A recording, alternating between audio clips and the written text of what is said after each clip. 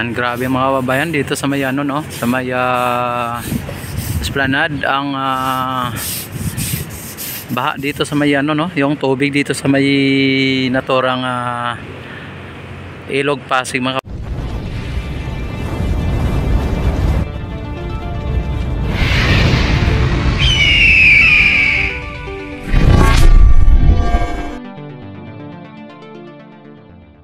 kababayan. Ayan, no, ang taas pa rin ng baha dito, no, yung tubig, ano, ang taas pa rin mga kababayan, pero ganun pa man ay talagang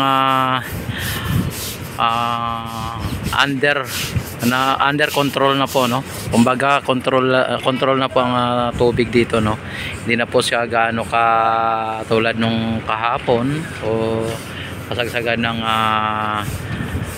pananalasa ng bagyong Karina ay talagang dito ay malamang parang umapaw, no? Kaya inano po nila dito, no? Nilinis nila dito mga babayan ang esplanade, ano. Ayan. Sa ngayon ay talagang nakita naman natin ayan, talagang kahit na umulan, umaraw, bumagyo man dito mga babayan ay tuloy-tuloy pa rin ang mga ano dito, mga trabahante na gumagawa dito, no. At yun yung nakikita mga babayan ay napakataas pa rin po ng level ng tubig dito sa Ilog Pasig mga babayan.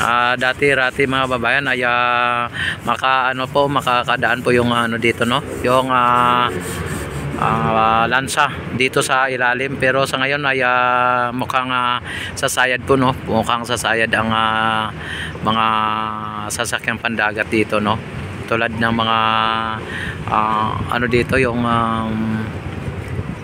lansa, no, yung ano dito, yung nagbabiyahe dito, yung tawag dito, mga maliban na sa mga bangka, no.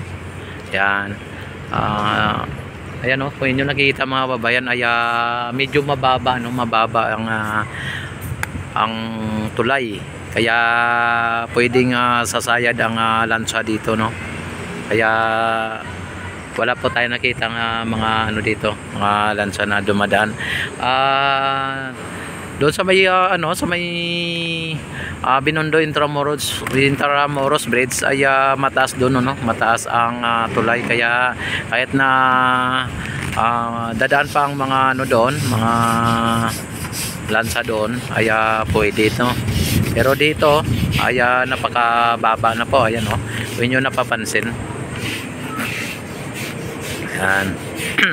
At kung nyo nakikita mga babayan, ano, nililinis nila dito, at hindi pa po linagyan po nila ng ano dito para sa ganun ay hindi pupunta ng mga tao, no.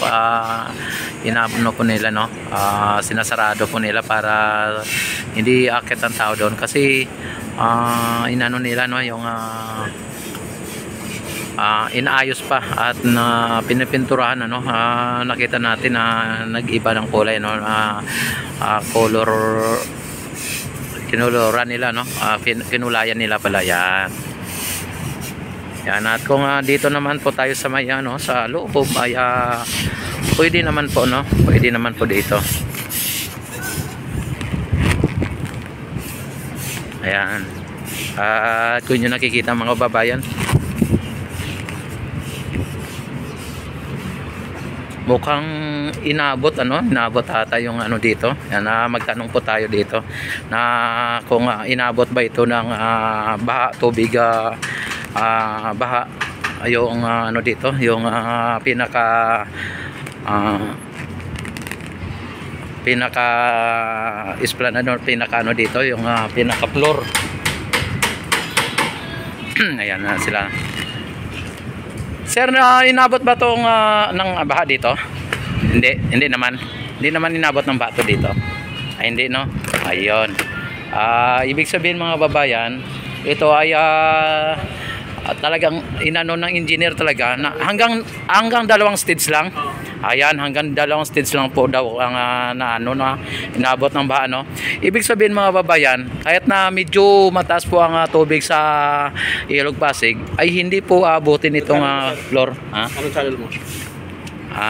Shoutout ka muna. Shoutout. Yan. Ano province mo, Adol? Ano province mo? Mindoro. Yan. Sige. Ay Aradam Mix Vlog. Sige. Ay Aradam Mix Vlog. Ay Aradam Mix Vlog. Ayan, ang kanyang channel, ano? Ayan. Sige, Idol. Sige. Ayan mga kababayan, ano?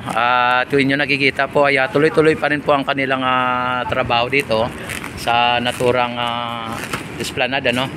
At mukhang linalagyan na nila ng dingding ang doon sa dulo yung extension ng Phase 1C, ano. Linalagyan na nila ng katulad niyan sa taso. Yan, linalagyan na nila. Nung nakarang araw ay flooring pa lang, ano, pero sa ngayon ay nilalagyan na nila, no. At tingnan naman ninyo mga babayan ng tubig, ano, hanggang dito sa second stage lang po ang tubig, ano, hindi po inabot itong pinaka ano natin dito, kahit yung pinaka fountain dito, no. Ayan.